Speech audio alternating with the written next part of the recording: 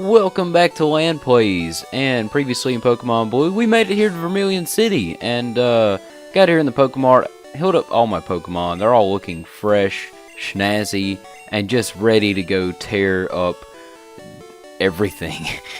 Is it true that a Pokemon with higher level can be more powerful, but all Pokemon will have weak points against specific types, so there is universally no strong Pokemon? That is true. My Pokemon was poisoned. It fainted while walking. It can do that. Same level Pokemon, very different abilities. Yeah. So these trainers give great advice, or these random people, in Pokemon. Did you see SSN Morden in the harbor? We have not seen it yet, but we plan to go to that extravagant party. I'm the guru, fishing guru. Do you like to fish? Grand, I like your style. Take this fishing rod. So if you go in this house, to the most very west point of Vermillion City, this fishing guru will be so gracious as to give you a fishing rod. We're careful about pollution. We've heard Grimer multiplies in toxic sludge. That's disgusting. Remind me not to catch a Grimer because I don't want to be anywhere near that. What? What was that? I'm getting my Pidgey to fly a letter to Saffron in the north. What? That's unheard of. Not really. I mean, it'd be cool to do that. Like, I don't know. I don't know if that's like a rule. I don't know if that's a thing. Probably not in real life. Anyway, this girl wants a Spearow. If you have, or no, she, yeah, she has a Farfetch'd and she wants a Spearow. So you know, go trade if you're looking for that. And if you go in here, you can talk to the chairman of the fan club. He's, I guess, like the Pokemon fan club. Like, just there's no other fan club. It's just the Pokemon fan club. He's gonna ramble on about his Rapidash, and if you listen to him and are patient enough, he will give you a bike voucher, which is what we just got. So bring your earplugs because he's gonna talk for a while. In this house, I actually forgot to do that in this episode, to go back and get a bike voucher. I'll probably do that after, I think after next episode, or I don't know when. But if you go over here, this guy, I'm putting a building on part of this land. He's getting his Pokemon to level out the land for him.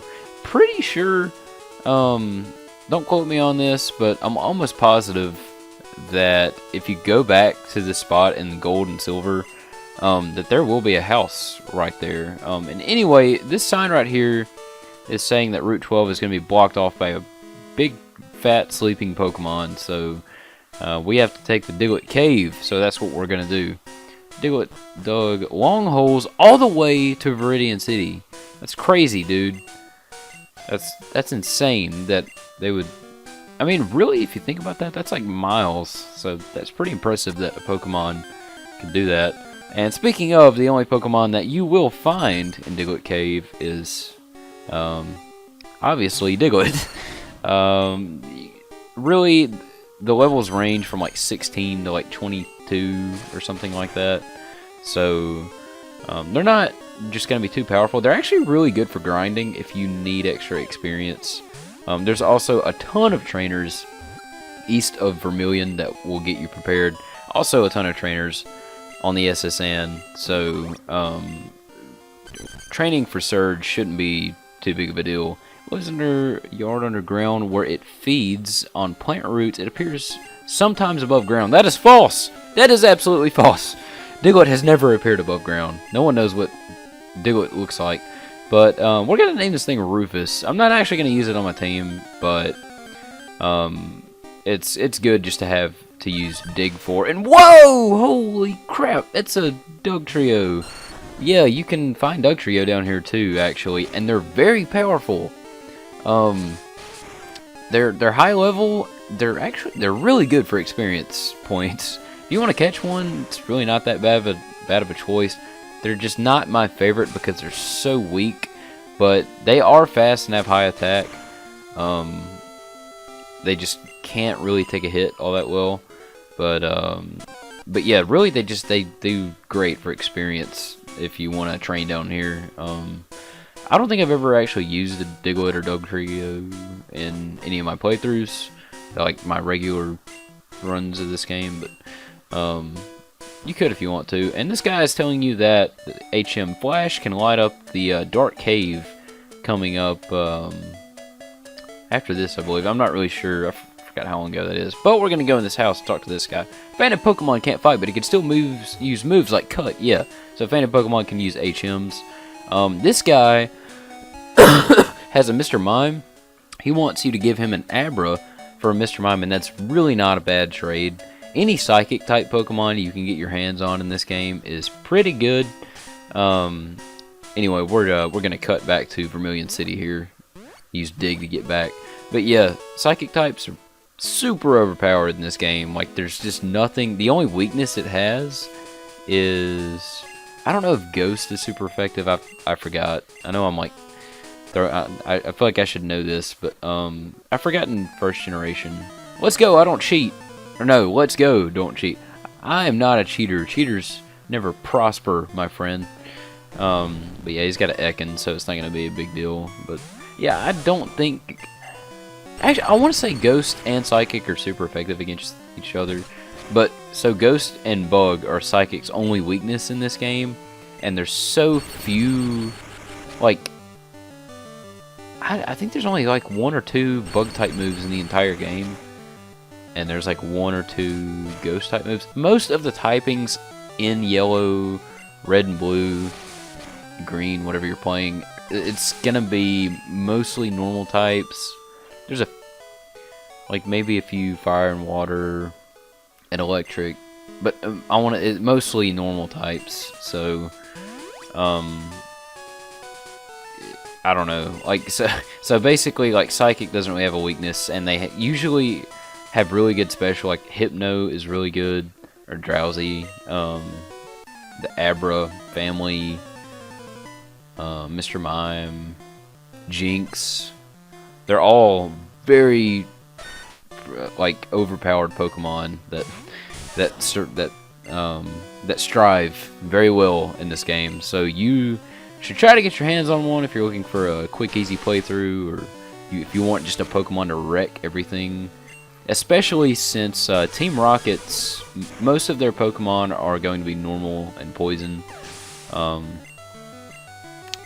it seems like most of their Pokemon don't have great special stats, so you can just really wreck house. Most Pokemon in this game, in the older games in general, don't have great special. Like, you actually have to be a special Pokemon to have great special. So,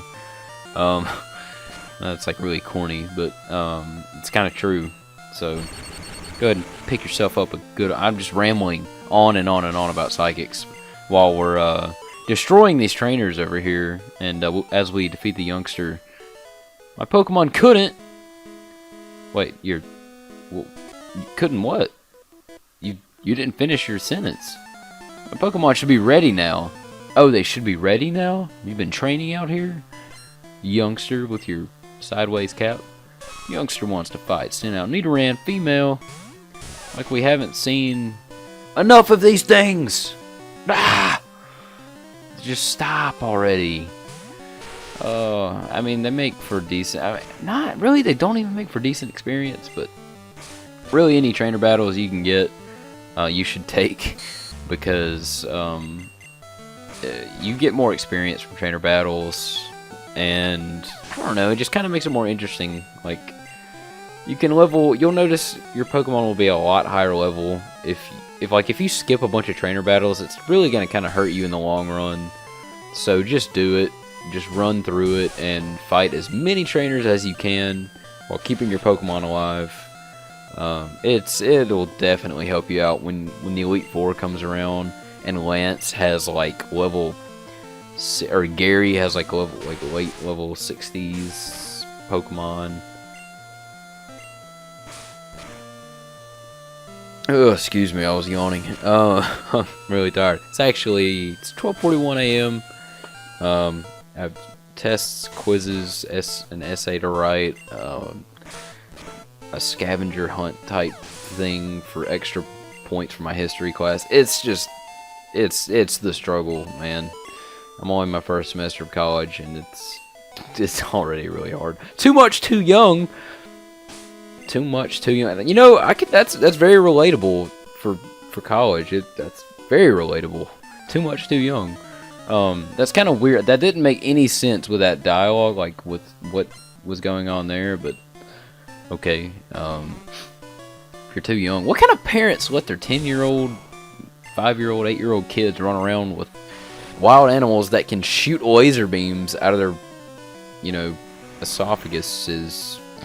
I don't know where the like if a Pokemon shoots a hyper beam, I don't know where scientifically that hyper beam is formed at, like how physically it does that. But it's really cool. I would love to be able to shoot a hyper beam like out of my mouth like that, but I can't because I'm not a Pokemon. Man, if I could be any Pokemon, I'd probably be like Deoxys or some kind of like really crazy Pokemon, or like Rayquaza or something like that. To me, like Deoxys is just like the coolest Pokemon because it's like it's a freaking alien, dude. Like, I had a chance. No, dude, you never really had a chance when it comes to land plays, because land plays always wins and never sleeps. Always on the grind. But yeah, Deoxys is really freaking cool because and Rayquaza, they're both aliens. Like, they're like the only. Well, I mean, I was gonna say they're the only outer space Pokemon, but then there's what are their names? Dialga and Palkia. They're pretty cool. Giratina's pretty cool too. I really liked Gen 4 when it came out. Like, that was a really, like, when Diamond, I feel like Pokemon was probably at its peak when Gold and Silver came out, or maybe even, actually it's probably when Yellow, Red, and Blue came out. That's whenever Pokemon was really at its peak. But honestly, I feel like Gen 4, like, was really got a lot of people into the Pokemon games, because I think that's really when I started playing Pokemon.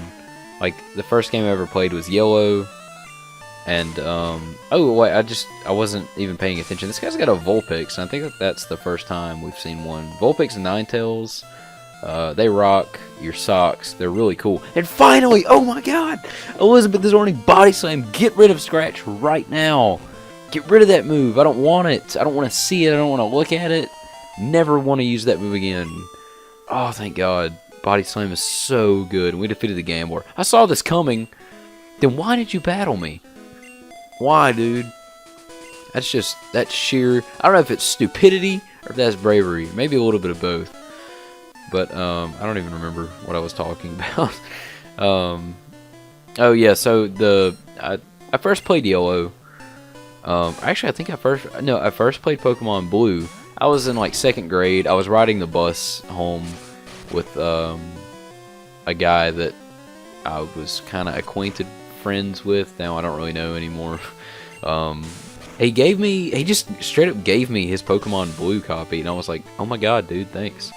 And then I forgot how I got a copy of Yellow from somebody. I got a copy of Pokemon Red from somebody. Like, people just gave me these Pokemon games, and I somehow got all 3, and I still have them to this day. I also have a copy of Pokemon Crystal and Silver. People just gave me old Pokemon games. I don't, like, that's so weird, like, that I collected so many old Pokemon games, all from different people. Like, that is so weird. I never really thought about that. That's hilarious, but... yeah, that's how I got into Pokemon, man. Like, 1st or 2nd grade, riding the bus home, this dude was like, check this game out. And I was like, what? Started playing and got hooked, dude. I'm not really like a huge gamer or anything. It's always been a hobby for me. And also, Vine Whipping Eradicates is always a good hobby. But yeah, I mean, like, I'm not all just a super fanboy of Pokemon. I like it pretty good. I don't really play video games anymore. I don't. Most video games to me aren't really entertaining anymore, like as they used to be. But yeah, I used to play video games like heck when I was a kid, man. But man, I rambled on too much in this episode, so we're gonna cut it here. And I want to thank you guys so much for watching, and I will see you next time.